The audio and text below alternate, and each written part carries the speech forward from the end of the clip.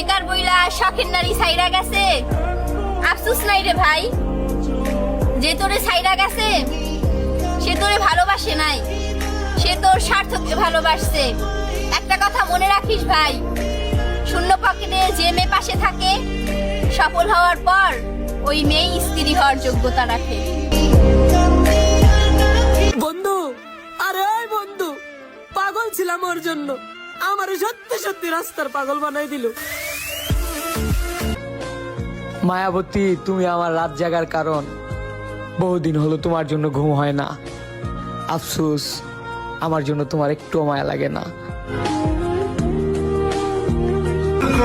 আমাদের মতো কিছু নারী যদি পুরুষের ভালোবাসা বুঝতো, তাহলে ভাই রাস্তাঘাটে কি এত পাগল শুয়ে থাকতো?